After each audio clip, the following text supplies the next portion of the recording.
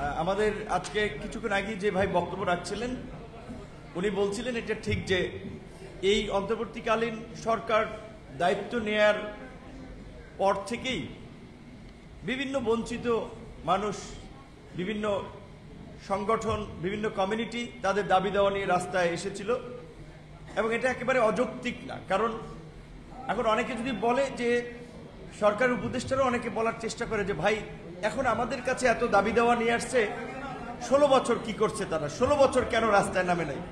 ওই একই কোশ্চেন অন্যদের বেলায়ও 16 বছর তো রাজনৈতিকভাবেও চেষ্টা করা হয়েছিল এই কর্তৃত্ববাদী শাসনের অবসান ঘটানোর জন্য, বাংলাদেশের অবরুদ্ধ গণতন্ত্রকে মুক্ত করার জন্য। সেই দৈত্য দানবীয় শাসন ব্যবস্থার বিরুদ্ধে জনগণ জয়লাভ করতে পারে নাই, একটা প্রতিকূল অবস্থায় ছিল। সেখানে সবাই, সরকারি কর্মকর্তা কর্মচারী থেকে শুরু করে রাজনৈতিক নেতৃবৃন্দ, সবার জন্যই সেই প্রতিকূল পরিস্থিতিটা ছিল।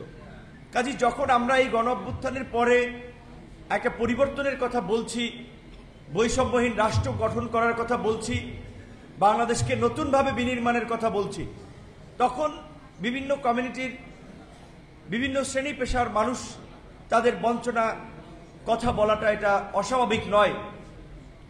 কিন্তু সেই সময়ে সরকারকে স্থিতিশীল করার জন্য, সরকার যেন একটু স্থির হয়ে বসতে পারে, তার কাজকর্মে মনোনিবেশ করতে পারে, যার যে সমস্যা আলাপ আলোচনা করে সেটা একটা সমাধান করবে, সেই জন্য আমরা বলেছিলাম যে অন্তত 2-4 মাস তাদেরকে স্টেবল হতে সময় দেন। কিন্তু দুঃখজনক যে আসলে আমাদের সেটা ভুল অ্যাপ্রোচ ছিল। কারণ হচ্ছে এই দেশের আমরা দেখি বাস্তবতায় যেটা মানুষ বলে যে ভদ্রতা, নম্রতা, বিনয়কে অনেক সময় মানুষ দুর্বলতা হিসেবে ভাবে। তো এই যে আমাদের আহ্বানে বিভিন্ন আন্দোলনরত কমিউনিটির লোকজন ঘরে ফিরে গেল, যখন আমরা সেই দাবি দেওয়ার কথা বলছি, তখন দেখা যায় সরকারের যারা দায়িত্বশীল নেতৃবৃন্দ আছেন, উপদেষ্টা বিভিন্ন পর্যায়ে দায়িত্ব পালন করছেন, তাদের মধ্যে একটা গরিমসী ভাব লক্ষ্য করছি। এটা বাস্তব, যেখানে আপনাদের সামনে বলছি যে এটা বাস্তব। আমরা যখন কথা বলছি মনে হয় আসলে ওনারা 5 বছর রাজনৈতিক সরকারের মতো ক্ষমতায় থাকবেন, কাজে ওনারা এত চিন্তা ভাবনা করছেন, এত কিছু বলছেন, অথচ এই অন্তর্বর্তীকালীন সরকারের উচিত ছিল একেবারে বেতন কাঠামো থেকে শুরু করে পে স্কেলের মতো যত ধরনের বৈষম্য, সেগুলোর বিষয়ে একটা শক্ত এবং সাহসী পদক্ষেপ নেওয়া। রাজনৈতিক সরকার এটা ঠিক যে নানান ছলচাতুরি করে এবং এগুলো লিঙ্গারিং করতে করতে ক্ষমতার শেষ সময় নিয়ে যায় যে আগামীতে আমাদেরকে ভোট দিয়ে নির্বাচিত করেন, আমরা যে করব, এইটা অনেকে করে। তো সেই দিক থেকে এই সরকারের তো আর ওই রকমের কোনো চিন্তা ভাবনা নাই, তাদের রাজনৈতিক দলও নাই, তারা নির্বাচনও করবে না। কাজে তাদের এইটা নিয়ে আসলে অনীহার আমি কোনো কারণ দেখি না। তা আমি ব্যক্তিগতভাবে মনে করি সিঙ্গাপুরে একেবারেই চতুর্দিকে পানি, ইভেন ওই দেশের যে পানি খায় ওই বোতলজাত পানিটাও আসে মালয়েশিয়া থেকে, সবজি কলা আসে ইন্দোনেশিয়া, থাইল্যান্ড, পাশের দেশ থেকে, কিচ্ছু ওখানে ওইভাবে উৎপাদন হয় না। শুধুমাত্র ওই নদী পথকে ব্যবহার করে একটা কানেক্টিভ হাবে পরিণত হয়েছে, এশিয়ার কানেক্টিভ হাব। সমস্ত আন্তর্জাতিক বড় বড় প্রতিষ্ঠানগুলো অফিস সিঙ্গাপুরে। সেখানে দুর্নীতি নির্মূল করার জন্য, দেশকে গড়ে তোলার জন্য সেখানকার রাষ্ট্রপ্রধান লি কুয়ান ইউ যে ফর্মুলাটি অ্যাপ্লাই করেছিলেন, প্রথমে এসে দায়িত্ব নিয়ে তিনি সরকারি কর্মকর্তা কর্মচারীদের বেতন বাড়িয়ে দিয়েছিলেন, রাজনীতিবিদদেরকেও বেতনভুক্ত করেছিলেন যেন রাজনীতিবিদ এবং সরকারি কর্মকর্তা কর্মচারীরা কোনোভাবে দুর্নীতির সাথে জড়িত না হয়। তো প্রকৃত অর্থে আসলে আমরা মনে করছিলাম আমাদের magic man doctor Mohammad Yunus আন্তর্জাতিক একজন ব্যক্তিত্ব, বহু দেশের রাষ্ট্র পরিচালনা, রাষ্ট্র ব্যবস্থার, সমাজ অর্থনীতির তার অভিজ্ঞতা আছে, তার সাথে যে টিম, কাজেই তারাও এখানে এসে ওই একই পদক্ষেপ নেবেন যে প্রথমত এই রাষ্ট্রকে ঠিক করতে হলে আমি মনে করি আগে সরকারি কর্মকর্তা কর্মচারীদের ঠিক করা উচিত, এবং তাহলে তাদের তো এই সমাজের বাস্তবতার নিরিখে জীবনযাপন করার জন্য যেই ন্যূনতম সহায়তাটুকু, আর্থিক সাপোর্টটুকু প্রয়োজন, সেটি রাষ্ট্রকে নিশ্চিত করতে হবে। তারপরে আপনি বলতে পারবেন যে আপনার বেতন পর্যাপ্ত। আপনারা কোনো ঘুষ দুর্নীতির সাথে যুক্ত হবেন না।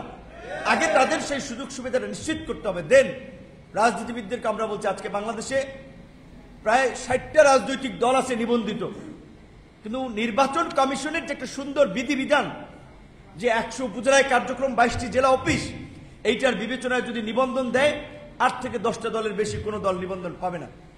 তাই উচিত রাজনৈতিক দল হিসেবে যারা প্রতিনিধিত্ব করবে জনগণের ন্যূনতম একটা ভিত্তি থাকা উচিত, রাজনৈতিক দলের একটা স্ট্যান্ডার্ড থাকা উচিত। তো আমরা ভেবেছিলাম এই ধরনের কিছু মৌলিক পরিবর্তন সরকার আনবে, যেই পরিবর্তনের জন্য সরকারের খুব বেগ পেতে হতো না। আমরা দেখতেছি যে সরকারের রিজার্ভ খুব বাড়তেছে, অভ্যন্তরীণভাবেও সরকার চেষ্টা করছে বিনিয়োগে একটা গতি আনতে, যদিও প্রকৃত অর্থে নির্বাচিত সরকার ছাড়া আসলে অর্থনীতি কিংবা বিনিয়োগে একটা স্থবিরতা থাকবে, এটা স্বাভাবিক এবং এটা আমরা লক্ষ্য করছি। আমি সবচেয়ে ব্যথিত, আমার পাশে আমাদের বোন শিক্ষক নেতা, তিনি বলছিলেন, তার হাত দেখায় যে এই মানে কিভাবে এগুলো মানে ফেটে গেছে। তো দেখেন, একটা দেশের শিক্ষক যারা জাতি গড়ার কারিগর বলা হয়, শিক্ষকরা তাদের দাবি দেওয়া নিয়ে এসেছে, সেই দাবিটা রাষ্ট্র এইভাবে পিটিয়ে নির্মমতা দিয়ে মোকাবেলা করছে। তারপরে কি ঘটছে, প্রত্যেকটি ঘটনায় আগে মাইরা ধৈরা আহত কইরা তারপরে আলোচনায় ডাকে।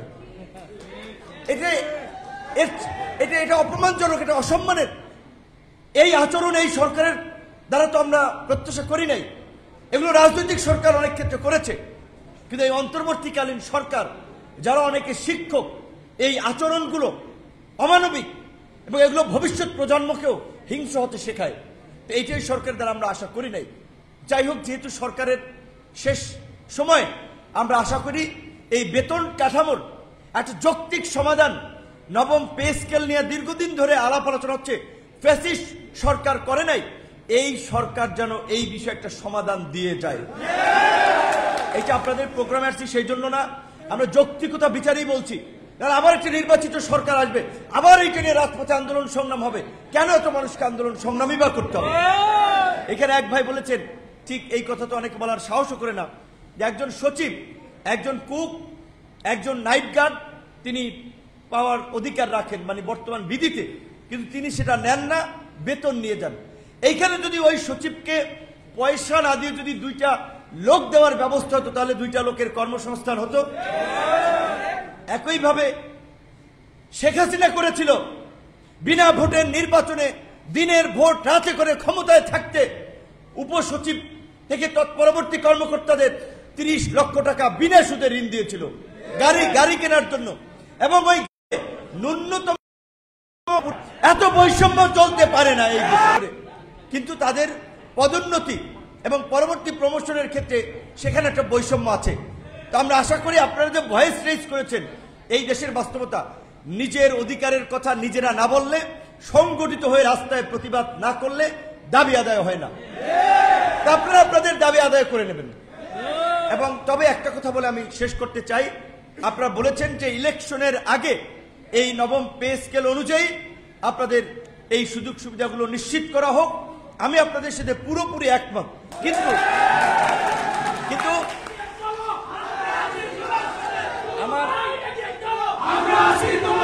আমার মনে হয় আপনারা যদি এইভাবে বলেন নো পে মানে পে স্কেল নো ইলেকশন, তাহলে অনেকে এটার মধ্যে ষড়যন্ত্র খুঁজবে যে ইলেকশন বানচাল করার জন্য তাদেরকে বোধহয় কেউ উস্কাচ্ছে। কাজেই আপনারা এই বক্তব্যটাই জোরালোভাবে আনেন, ফেব্রুয়ারিতে ইলেকশন হোক, আমরাও চাই, কিন্তু এই বছরের মধ্যে আমাদের দাবি দেওয়া মেনে নিয়ে সরকার নির্বাচনের দিকে যান। ডক্টর ইউনূস স্যার বলেছেন, তিনি তার জীবদ্দশার এই শেষ প্রান্তে এসে বাংলাদেশের ইতিহাসে একটা অবাধ, সুষ্ঠু, নিরপেক্ষ নির্বাচন, উৎসব এবং অংশগ্রহণমূলক নির্বাচন তিনি করতে চান। তার জন্য আপনারা সরকারি কর্মকর্তা কর্মচারী, আমার দৃঢ় বিশ্বাস, সরকারকে সহযোগিতা করবেন। তাই আমার জায়গা থেকেও এই আন্দোলনের সাথে জোনায়েদ সাকি ভাই, মান্না ভাই, সকল রাজনৈতিক দলের সমর্থন আছে। হয়তো এখানে অনেকে আসতে পারে নাই, সরকারকে আমরা অনুরোধ করব, অবশ্যই এই পে স্কেলের বিষয়ে আপনারা এই ডিসেম্বরের মধ্যেই একটা সিদ্ধান্ত নেবেন, যেন এই কর্মকর্তা কর্মচারীদেরকে আবার যেন অন্যদের মতো রাস্তায় না নামতে হয়। তারা দাবি দেওয়া নিয়ে রাস্তায় নামবে, তখন আপনারা বলবেন যে পরিস্থিতি ঘোলাটাচ্ছে। কাজেই পরিস্থিতি ঘোলা হওয়ার আগে আপনারা ব্যবস্থা নিন। একইভাবে আমি আবার বলেছি, আমার যদি সামর্থ্য থাকতো শিক্ষকদেরকে আমি ব্যক্তিগতভাবে মাথার টাচ করে রাখতাম।